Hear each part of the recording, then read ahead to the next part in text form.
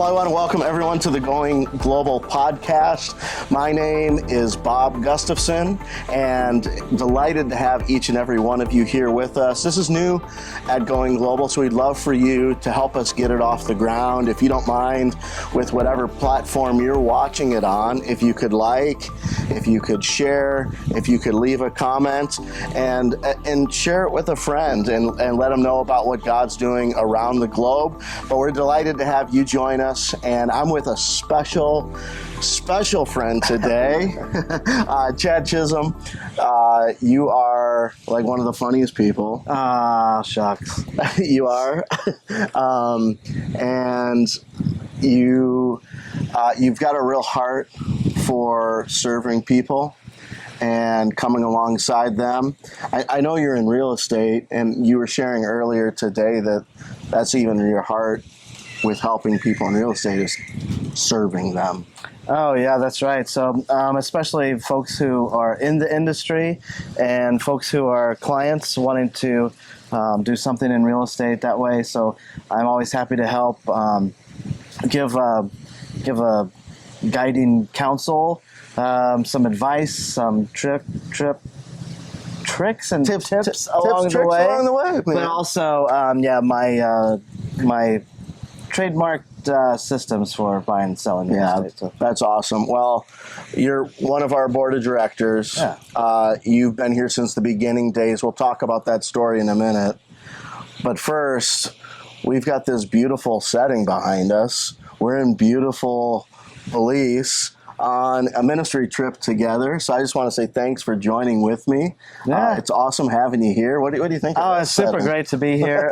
Never ever thought about going to Belize. Yeah. And it is a beautiful background. In fact, that's why you're looking this way, because it is so beautiful. Yeah. I think that is an important note, though, Bob, to let folks know there's beauty all around you, no matter where you are. We happen to be here at a really posh-looking spot, but turn the camera around, it's not so posh.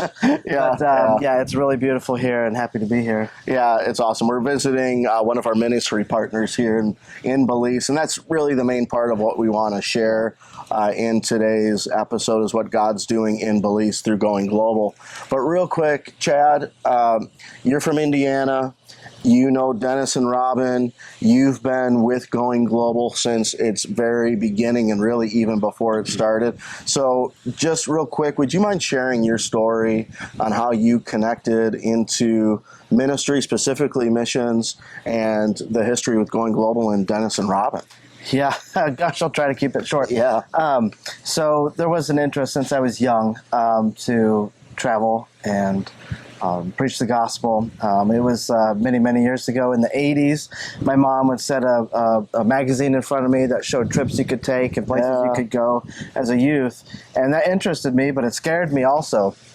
And so once I got older and went into college, I was part of a church, and there was missions, forward thinking, and some folks that would visit that went on mission trips. And so one of those people that passed through and eventually stayed was Dennis and Robin Nonnemacher. Okay. And so I don't know why, but one day I called to see if I could, if they had a place for me to stay, and they did. So I lived in the upper room. So this is a room above the garage? Above the garage in Lafayette, Indiana. Okay. Yep. And so, I would look out that window, and I would see Dennis down at the porch on good weather days, working on paperwork and doing things to start Going Global, the new organization. Okay. All right. Yep. So from the very word go, and then I think, did Dennis call you? He came up, That's right. The name hit him, and he gave you a call to, let's secure the name. Yeah, I remember him asking me, what he should call it. And I don't know. It's your thing, man. Go with it. Yeah. So we tossed some things back and forth, but then he called me. He was in Thailand, and I think he was at maybe outside the hotel, maybe at the pool. I don't know. But he said, hey, can you try to reserve Going Global, Inc. as a name for me? And so I did the necessary things. I think I even had to, since the internet was so bad at that place, I had to get cell service connected to the laptop. And, that was 04 or 05. Yeah. And, get it going. So I was part of that. Yeah, so I love that, and the heart you have for missions, being connected through your relationship with Dennis and Robin. My story is exactly the same. My story has to do with really it's a prayer story that I won't go into today, but it was a group of people in Myanmar that a lot of us know love Children's Home, and a group of orphans and widows were fasting and praying for healing in my family, and we experienced miracle after miracle after miracle, and near death, and then a miracle. And I was so touched by the prayer that I was just wanting to go and say thanks, and God grabbed my heart with what was happening in Myanmar, and that's where I met Dennis, actually, and it's where I met you. Yeah. So you and I met for the first time actually in Myanmar. This gregarious, high energy guy came to eat breakfast. I was the only one there, and then he was. I thought you were a pilot. I'm like, I'm with one of the pilots. Oh, shoot. And I thought, who is this white guy in here in this Myanmar hotel?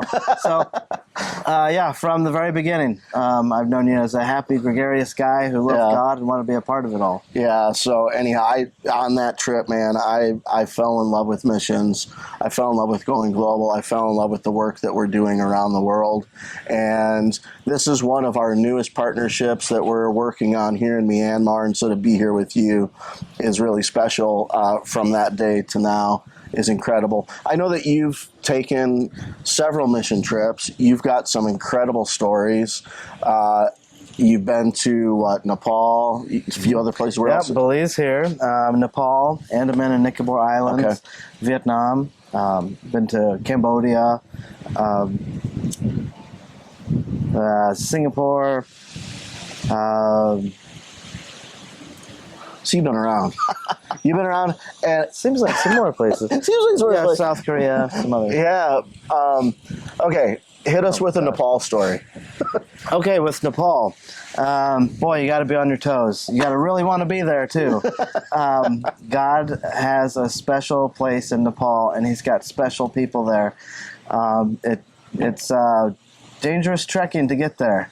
But once you're there, my goodness, the glory of God shows on his people. Yeah. And it is amazing to be with them because, number one, they want you there. Yeah. They feel so special that you're there. Yeah. But we feel arguably even more special to be there. Yeah.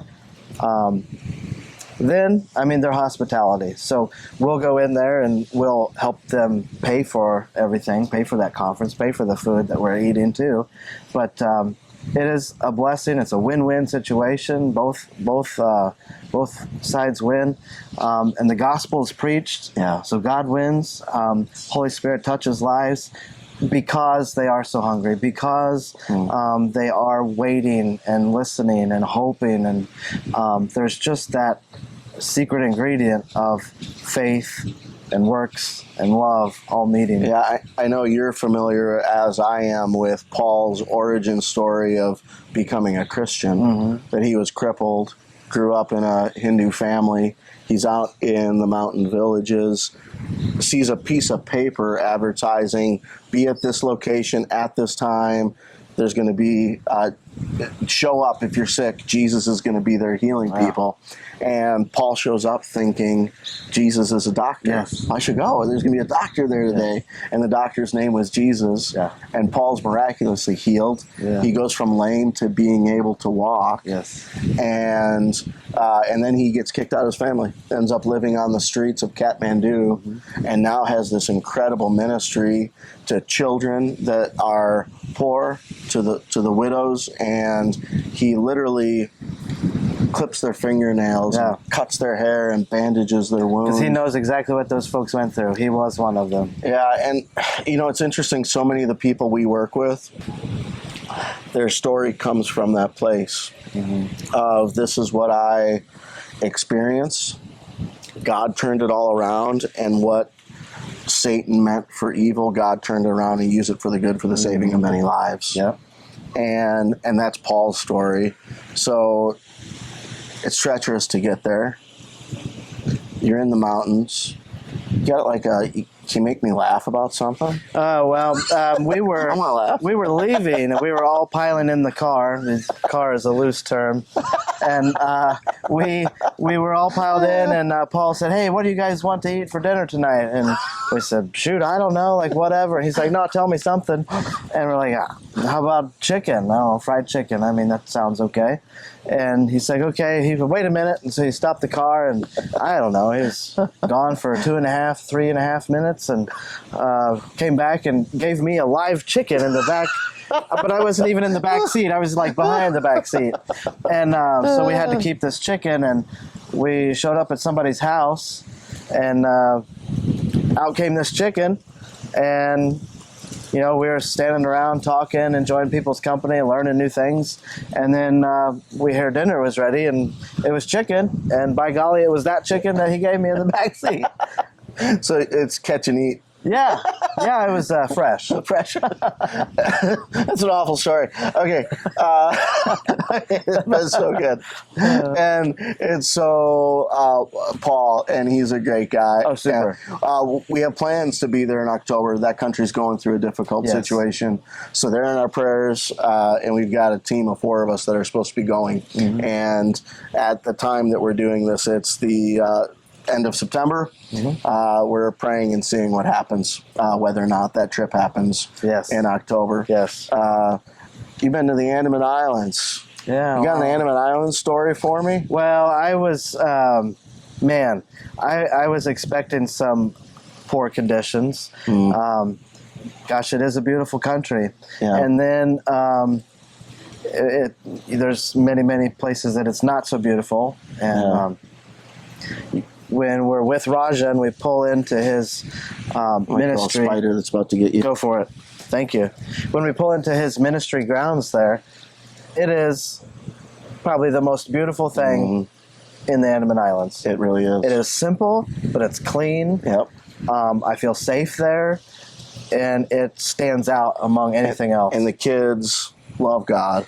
That's the other thing. Like when you pull in, the kids are just there waiting for you. Yeah. They've probably written something down, and they just want to welcome you their special way, and it's their culture. Really to welcome you in the way that they do. It's not because they think something so great of us. We think something so great of them, just like they do for us. But it's not anything out of the ordinary, and that is. It's humbling to us. It's hard to receive. But to me, that is also a reflection of Jesus. So how much more does he roll out the red carpet? Or how much more does he welcome his children at any time and in the way that they most need to? Yeah. Yeah. Those kids get the highest grades. In fact, today I was just going through some pictures of the Andaman Islands, and I'm looking at some pictures that I actually took while I was there of these incredible girls. And I've got pictures of all 6 of the girls. Those 6 girls are all got a full ride scholarship to the mainland India, and they're going to become nurses. Yeah. And going global, man, we had the privilege of jumping in, and we're helping get them their travel expenses to get from the Andaman Islands to the mainland. We're setting them up in their apartment, and we're helping out with some monthly expenses so that they can get by. But you talk about like getting the best grades, and then going into nursing school, and all 6 of them want to reinvest into where they came from. So it's this legacy thing that didn't stop, That's a testimony to that ministry too, Bob. Fear and control wouldn't make someone want to come back. Right. It's the freedom found in Christ, and it's the ministry and the life-giving hope that they found there that makes them want to bring something back and make something better. Yeah. So we partner with folks who are, I think, the cream of the crop. They're hard to find people, but they're the best people in the world at what they do. Yeah. And for their own folks that they've raised up, whether it's kids, young adults, then to want to come back and give back through the ministry, that says a lot about who they are as people. Yeah. Well, we're experiencing some of that now here in Belize. So this is our first trip here. So real quickly, the history with Belize is Dennis went to Belize for the very first time in 1985, and it's where God infused a vision for missions in his heart. And then we're talking about it one day, and I realized, you know what? In 1996, I went to Bible school with this young guy named Jervis and Melissa. We were all 18 years old, fresh out of high school, and I was like, wait, Jervis is from Belize. Yeah. And so I looked him up on Facebook. We hadn't talked since 1997. And I looked them up on Facebook and saw that they've got an orphanage children's home called Laugh Out Loud here in Belize. And I mentioned it to Dennis, and we contacted them. We've become a partner in their ministry. We haven't had a chance to go. Yeah. This is our first opportunity to be here, and honestly, I'm blown away. I know, really. It's another one of those cases that the folks that we work with have the best. They stand out among the rest, is what I mean. They're people, they're kids. You can see it in their eyes. I know. They know God. They know the Holy Spirit. They have met him in hard times and seen him come through and change their life and those around them.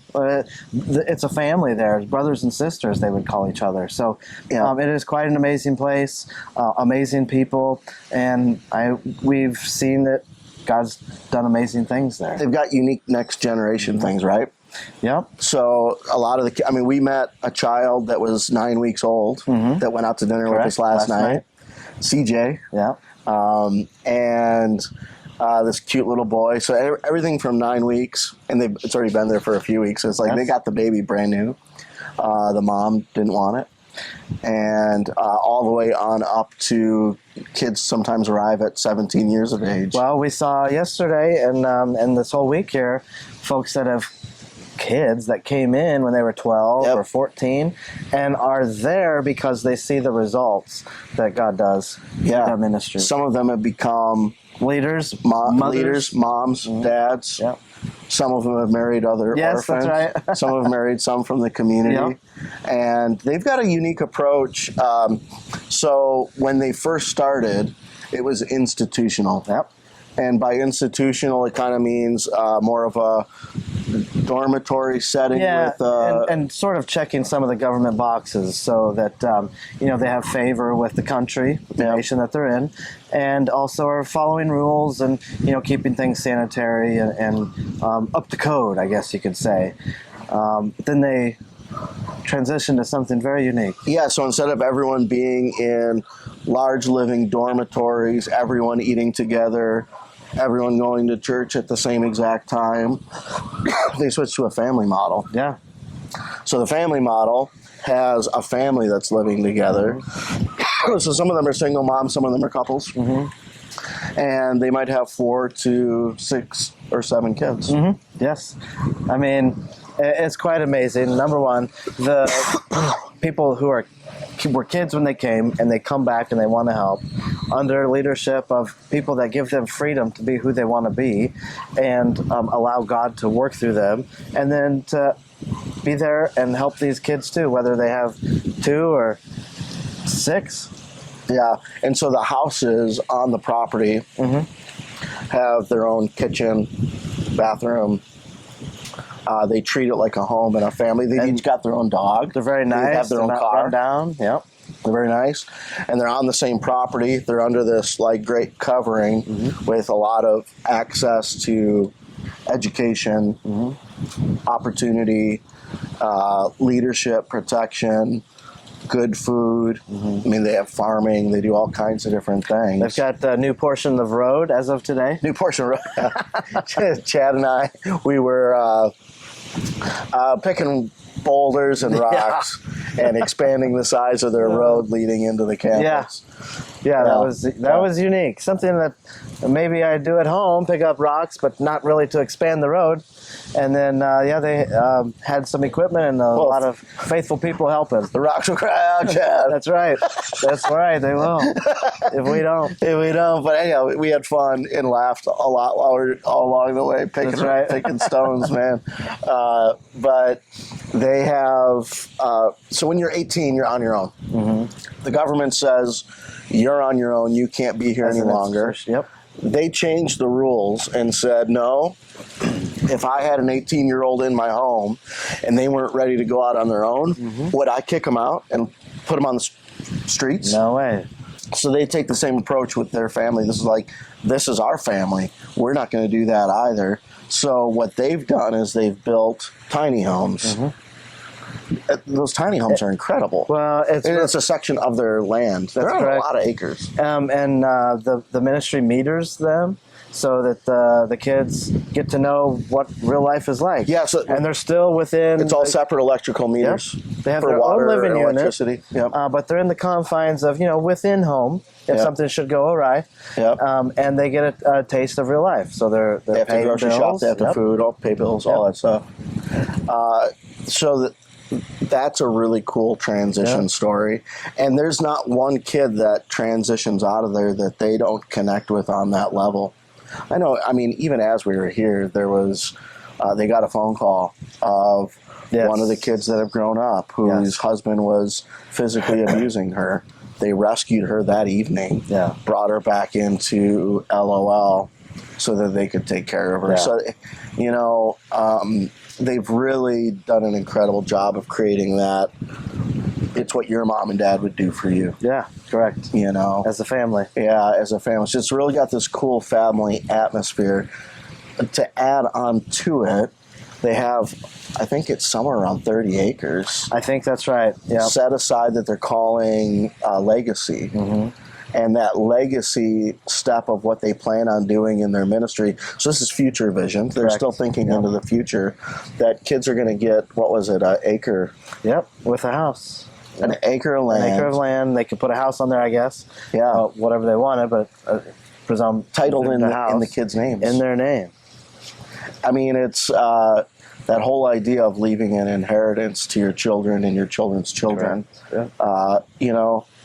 There's still some people in America that have that capacity. Yeah. I know it's getting tougher for people. Yeah. But that idea of helping your kids move into that next phase of life, they're doing that for these kids by setting them up with something that they can have in their name, a home and a piece of land that they could make money on someday or use as collateral or invest into their future. And they're doing that for the least of the kids. And isn't that just like God, too? When you're faithful in the small things, you'll be faithful in the big things. Yeah. So you've been faithful at the ministry, and you've helped other people that needed help, just like you, the reason why you were there. And the blessing comes later that you get this opportunity to build your own life. It's taking those faithful next steps. Yeah. Okay, so this will bring me back to Jervis. So Jervis and I meet in 1996. Yes. And he comes into Texas Bible Institute. We're at this Bible school. And Jervis actually was sent by his dad because Jervis was wanted by the police. Yes. He had warrants out for his arrest in Belize for drugs, gangs, violence, and making counterfeit money. Oh, yes, correct. Right. So hopefully I'm not going to get the guy arrested now. No. But he comes to America. Now he's doing it in America. He's actually wanted in America, and he's wanted in Belize. And Jervis has miracle stories of he was shot in the leg, and because he was living on the streets, being raised by the gangs, living a life of crime and drugs and drug dealing, he gets shot in the leg in a drug deal gone bad, and he can't go to a real hospital. So he's got like back alley veterinaries pulling the bullet out of his leg and stitching him up, and they didn't get all of the bullets. He started getting gangrene. Yeah. So he has this miracle story of getting healed and a miracle surgery that he would have lost his leg. Yes. And his dad's like, I got to get my kid out of here. His dad, in one day, gets him a passport and a visa and puts him on an airplane to Texas. Yeah. And that's where I meet Jervis. Yeah. He hooks up with another guy named Gabriel. Gabriel and Jervis are both gang backgrounds. Gabriel comes from the 5th Ward of Houston, one of the roughest neighborhoods in Houston. He meets Jervis. The two of them start dealing drugs at this Bible school. We had camps coming in. They deal drugs to a little kid, or not a kid, a teenager at a teenage camp, and the teenager overdoses. Wow. And he ends up telling them, I bought the drugs from one of your people that were in the Bible school. They think it's Jervis. They go search his room. Sure enough, they discover all the drugs. And they kicked him out of school. Yeah. And then this guy named Philip Baker has a change of heart, and God said, I need to give this kid another chance. And he did. He gave Jervis another chance, and it was in that season from 1996 to 1997 that Jervis turns his life around. He ends up meeting Melissa at the school. They get married, and his background of being on the streets at 8 years of age is what God puts in his heart and says, your job is to go minister to the least of these and to the kids that are on the street. So that's what they've given their life to. And they've been at it now for 18 years. Yeah, you can see the fruits of that ministry. Yeah, it's been incredible. Yeah. Well, Chad, I love the fact that we got to do this trip together. Yeah, me too. It's been a long time coming that we had to do this. Yeah. And, I hope people are encouraged by just even hearing some of your origin story. Sure, yeah. With Going Global, and just how he's birthed ministry in your heart and missions, and how you served this ministry faithfully from its very start. And you look at what's happened from the very early days of, say, in Myanmar, with just a small number, I think it was 11 or 13 orphans in a bamboo hut built on stilts, to now 500 orphans, a private school now with 800 some odd students, a Bible school, a church planting network, and that story just repeats itself through what's happening in Kenya with Esther and Peter Wanyani, and what's happening in Israel, what's happening in Nepal.